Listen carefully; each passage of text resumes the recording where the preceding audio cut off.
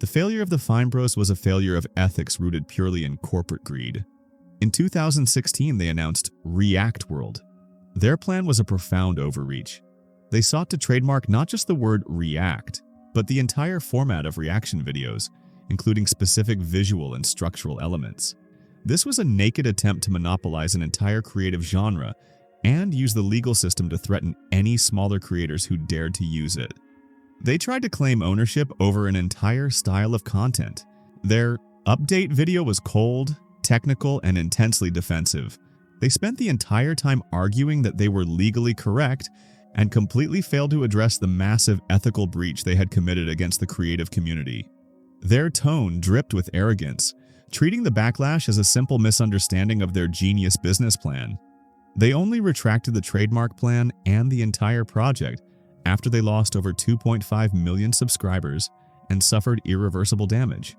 Their apology was issued under extreme duress and motivated purely by the fear of continued financial ruin and channel collapse. They prioritized their business over the community that built them.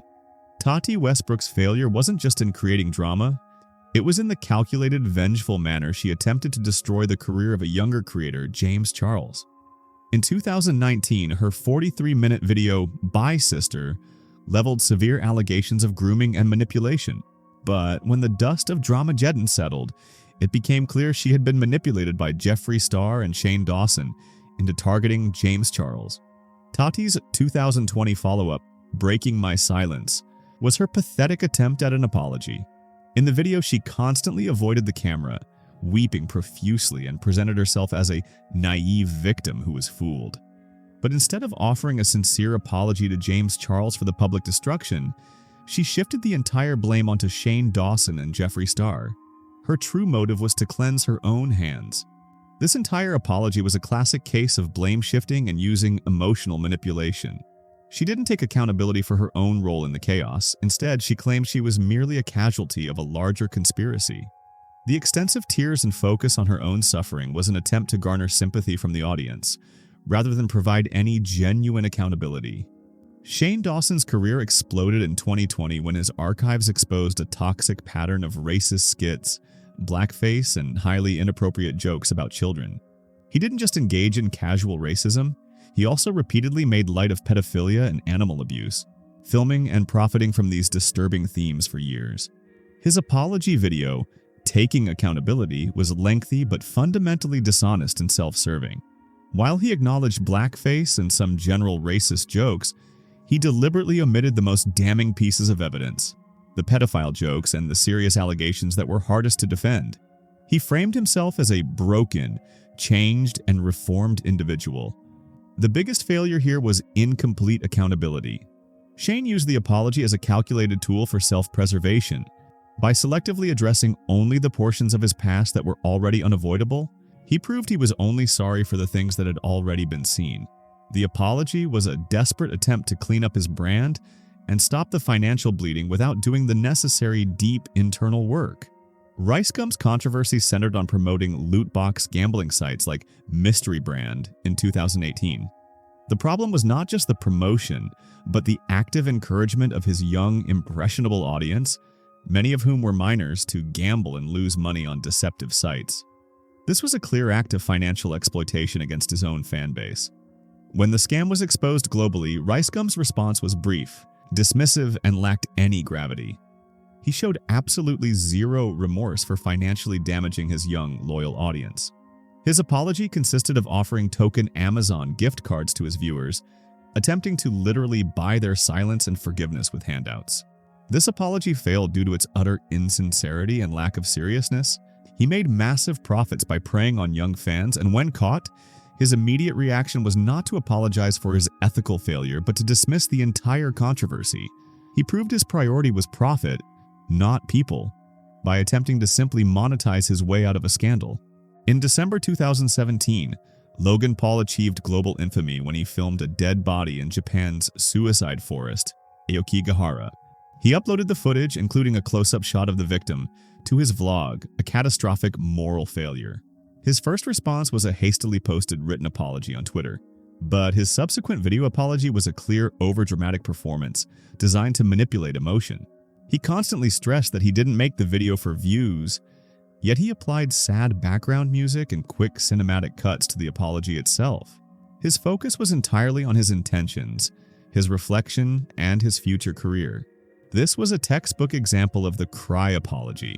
When you use extensive emotional manipulation to address a tragedy like suicide, it's clear you regret the embarrassment and the lost ad revenue, not the profound disrespect shown to the victim.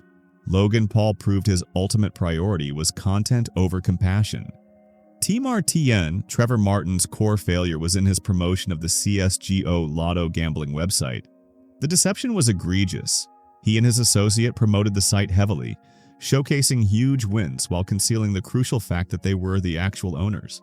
They were running a financial scam against their own viewers by encouraging them to gamble on their site. When the hidden ownership was exposed, Tmartn's first video was not an apology but a frantic cover-up.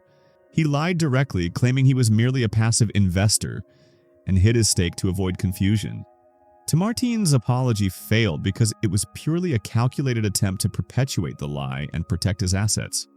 The truth only emerged when the FTC, Federal Trade Commission, launched a formal investigation, forcing a legal settlement. His actions proved that profit and deception were far more important to him than the integrity of his platform or the trust of his audience.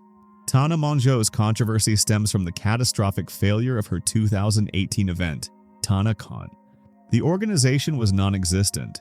Thousands of fans were left stranded in the hot sun without water or entry. Tana's negligence put the safety and well-being of her dedicated audience at severe risk. Tana's apology video, lasting over an hour, was sarcastically nicknamed the Godfather of Apologies. Tana used the entire runtime to shift responsibility away from herself. She blamed third-party organizers, security, and the venue, portraying herself as a naive host who was betrayed by professionals. The sheer length and content of the apology were filled with excuses and emotional manipulation. The excessive crying and blame-shifting proved that she regretted the failure of the logistics and the resulting PR nightmare, not the profound risk and disappointment inflicted upon her fans. She abandoned her responsibility to her viewers. Myka Stauffer's case is arguably the most morally bankrupt. She adopted an autistic son, Huxley, from China and extensively monetized his entire adoption journey, turning his life into profitable content.